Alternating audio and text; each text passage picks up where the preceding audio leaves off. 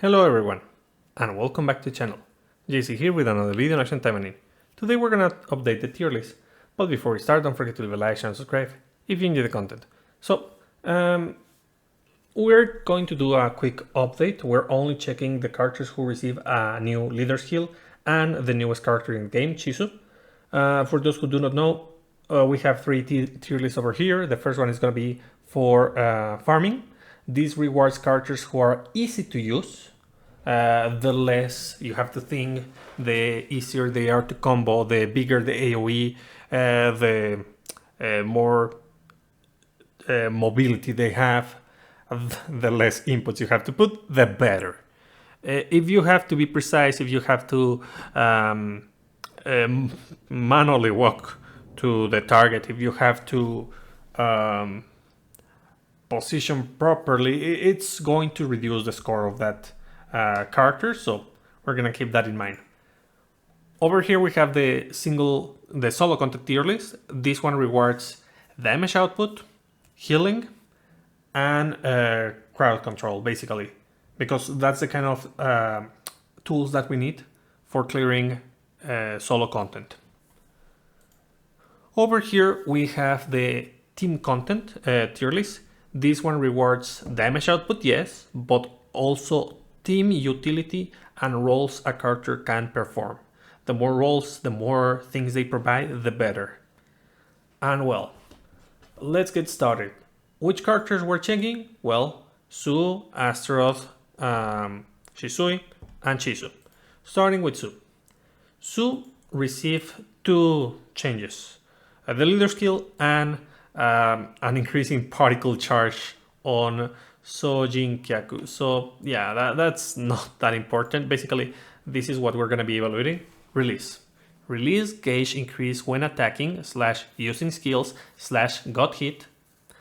When the gauge reaches its maximum, gains super armor, attack increases with each combo, and performs a fast consecutive attack to nearby enemies with flames. So this does not fix Su's problem. Su's problem was HP recovery. She still doesn't have HP recovery.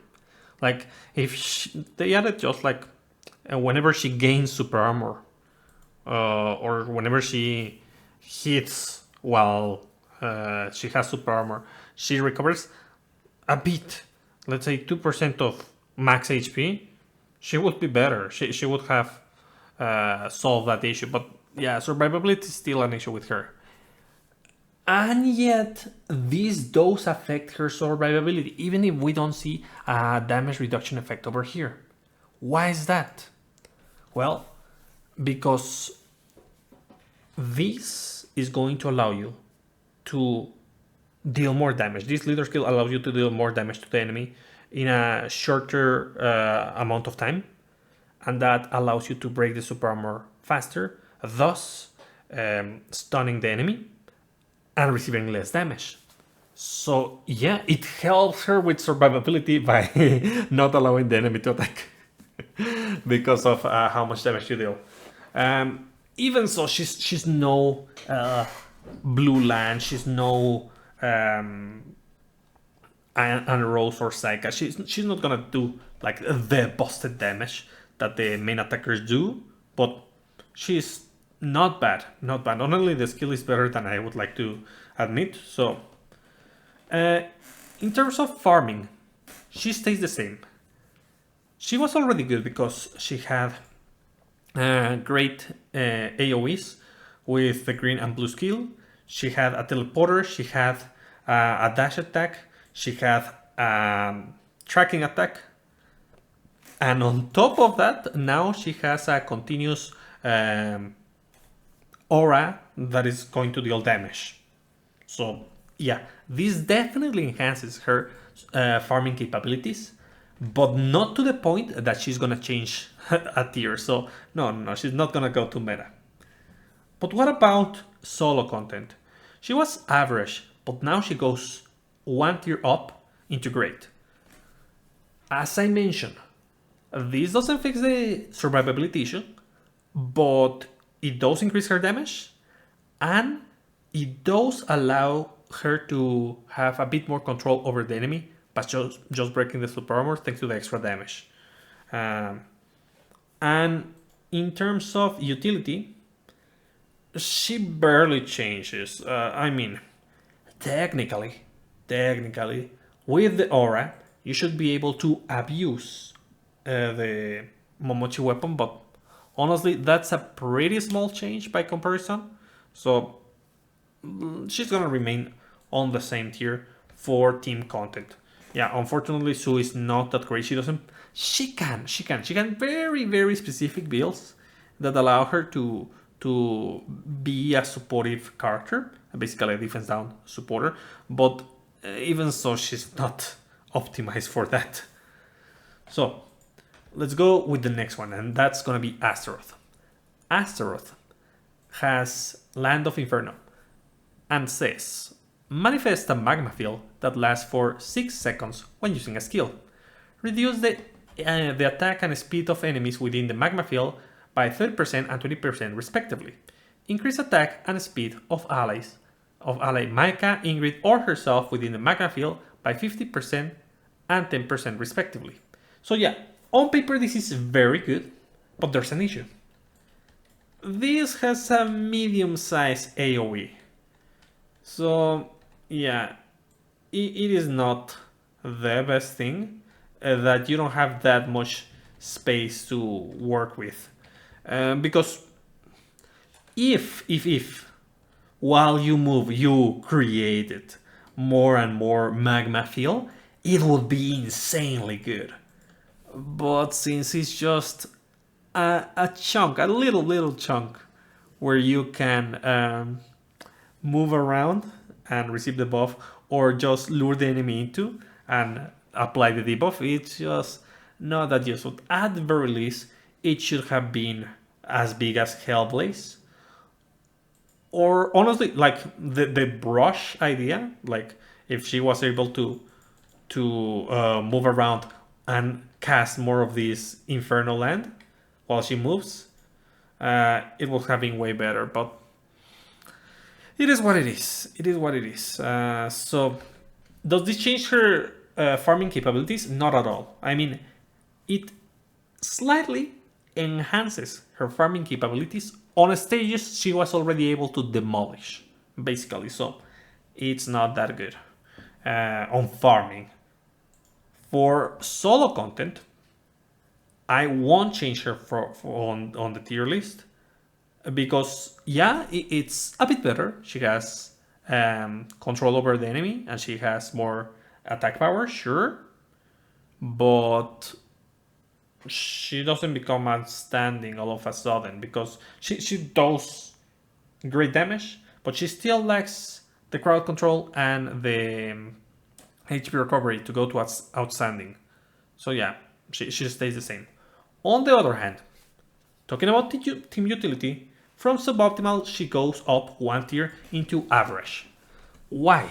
Well, she already has utility on her kit. Not the best utility, but utility. On red she applies terror. On blue she applies burn.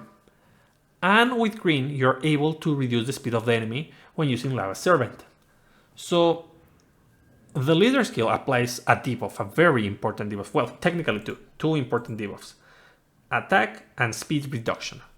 Those are very good and they're definitely worth it. So she's definitely gonna move up a block, but remember, she is not gonna be able to abuse this leader skill in most cases, because to abuse this, since it has a very small AoE, you have to be on a small arena or stage.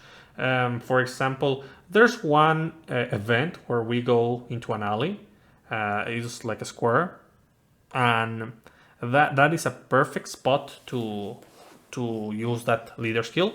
Another good spot is the roof where we fight Mass Taimanin. So there's not that many stages where we're gonna be able to abuse this leader skill. Overall, it's just gonna be like a nice defense reduction, a nice not defense reduction, speed reduction while they follow you, a nice attack reduction and attack increase and speed increase while they are near you, but it is not my favorite because even so, even if this makes Astaroth a bit tankier, she still lacks the HP recovery, so she has to be careful. And well, I mean, for the team at least it's something that she applies the speed reduction. So yeah, what else does she has? Which other character do we have? Shisui. So Shisui has two things that we have to analyze: the renowned weapon and the leader skill. So the leader skill is Yin Yang Mirror. Inflict the following effects to the enemies hit by Shisui and her guardian. Yang Mirror, an effect that guardian's attacks inflict. It decreases the damage of the enemy attacking Shisui by 5% for 5 seconds to a maximum of 10 stacks. And Yin Mirror, an effect that Shisui's attacks inflict, increases the guardian's damage against the enemy's hit by 10% for 5 seconds to a maximum of 10 stacks. And if you have the weapon, the guardian attacks also apply Yin Mirror. Each time an enemy is defeated, the guardian's and Shisui's speed increases by 20%, their damage dealt to all enemies increases by 60%, and their damage dealt to super armor increases by 50% for 10 seconds. So the weapon is very good for farming, and it is usable on challenging content where there are mobs. But she's not going to deal the kind of damage that the main attackers do, so don't expect that much. Even though the effects seem really nice on paper, she's still a slow attacker. Like, Guardian takes its sweet time to deal damage. Now, this, the leader skill. So, it's good for farming, it's good for... no, it's not good for farming, actually. It's good if you have the weapon, but if you don't, it's not that great. Because Shisui is gonna receive less damage, but you already were not receiving that much because you're able to auto farm. So it doesn't enhance farming.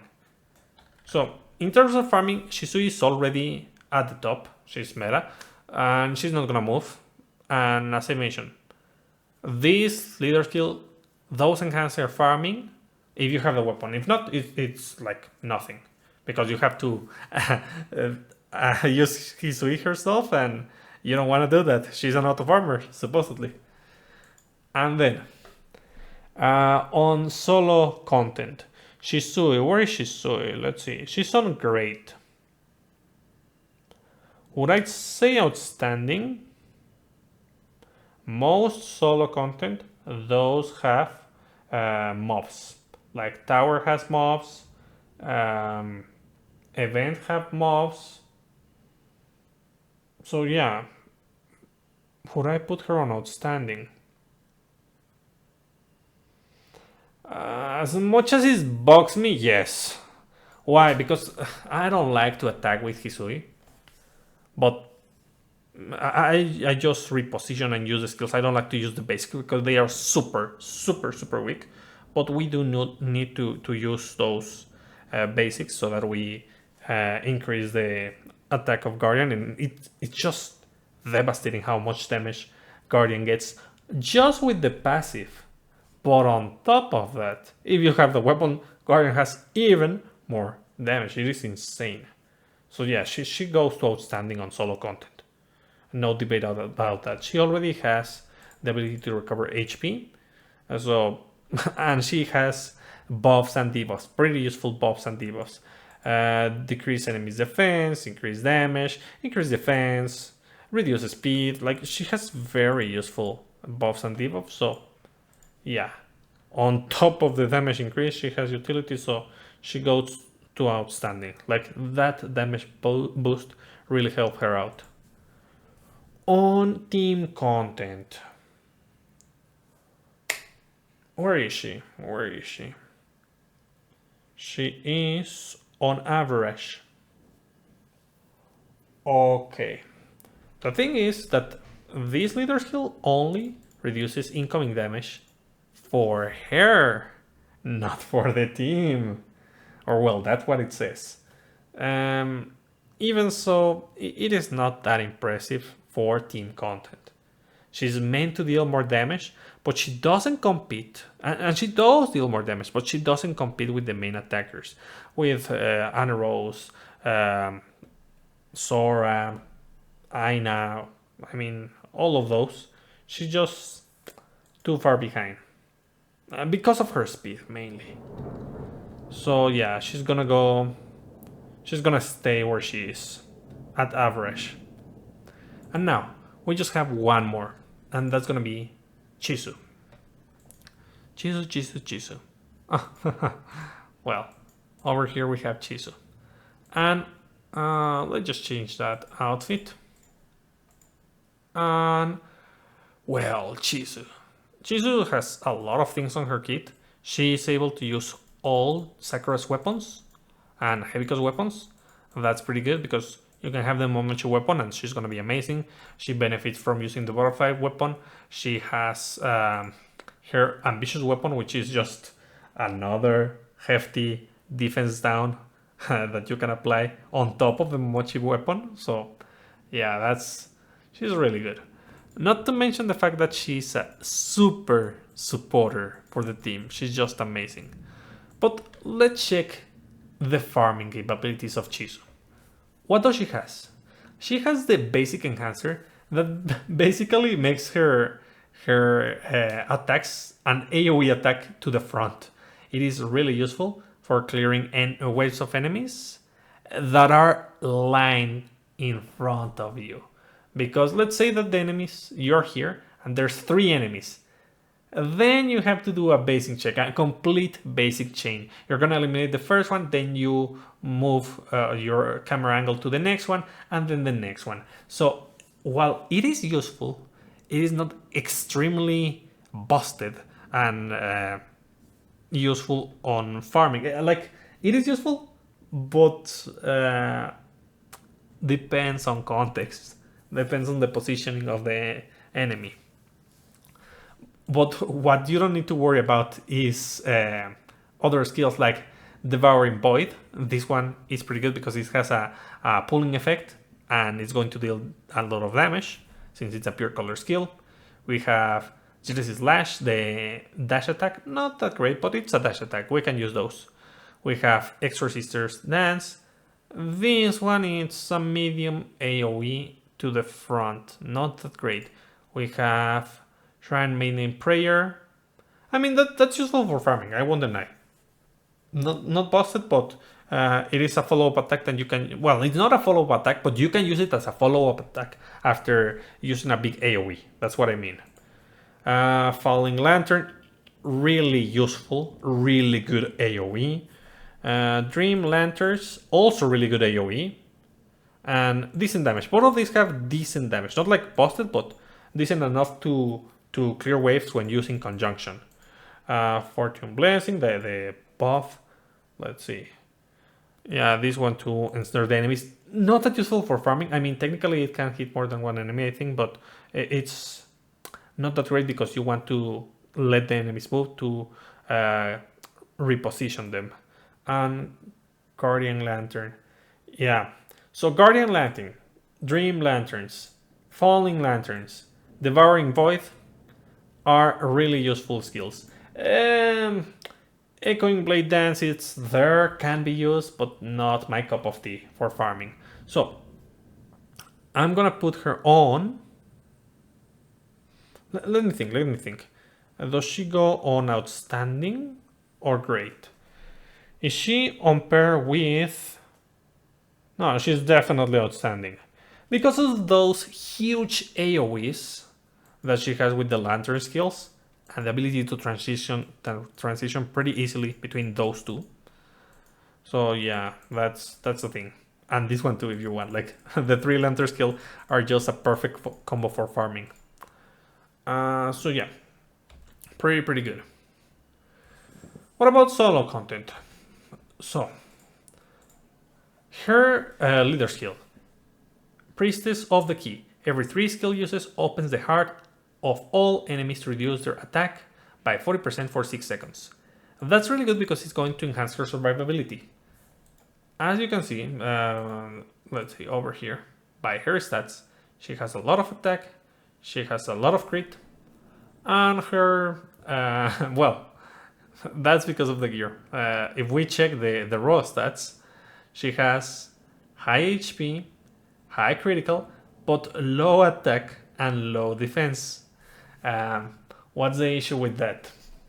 She wants a high critical so that she's able to proc effects. That's why she has high critical.